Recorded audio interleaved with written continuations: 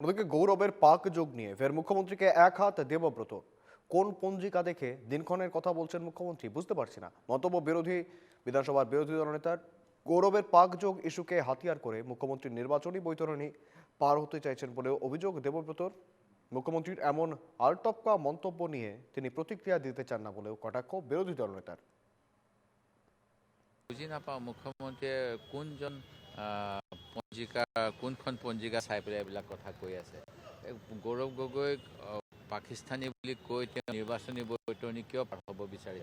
পঞ্চায়ত নিৰ্বাচনটো তেনেকৈ খেদালে আৰু এতিয়া এই নিৰ্বাচনটো তেনেকৈ খেদাব বিচাৰিছে। এইবিলাক একো নহয়, ৰাজনৈতিক ফটুৱা কথা বুলি যিটো কয়। আৰু মোৰ মুখ্যমন্ত্ৰীজনে এনেকুৱা অনবৰত আপোনালোকৰ আগত কিয় ফটুৱা কথা কৈ থাকে মই নাজানো।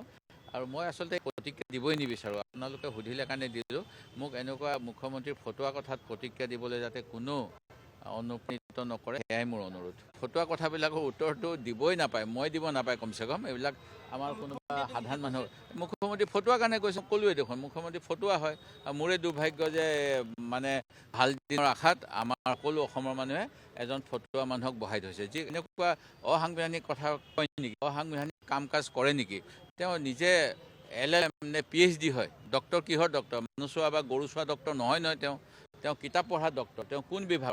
আইনৰ ডক্টৰ হৈ পেলাই তেওঁ কি নকল মাৰি পাছ কৰিছিল নেকি? এইবিলাক যে বহুতে অভিযোগ কৰে, মই জানো গুৱাহাটী হাইকোৰ্টৰ বহুত জ্যেষ্ঠ অসমৰ আন্দোলনৰ সমৰ্থক নেতা আছে, যিসকলে এতিয়া প্ৰতিষ্ঠিত আইনজীৱী। তেখেতসকলে কয় যে মুখ্যমন্ত্ৰীয়ে কোন চেণ্টাৰৰ পৰা কি পৰীক্ষা পাছ কৰিছিল তেওঁলোকৰ নখদৰ্পণত, আৰু তেওঁলোকে কয় আমি নকল ছাপ্লাই কৰি তেওঁক পাছ কৰাইছিলোঁ। সঁচা মিছা নাজানো, এই অভিযোগ কিন্তু বহুতৰ মুখে মুখে, আৰু কোনেও ক'বলৈ সাহস নকৰে।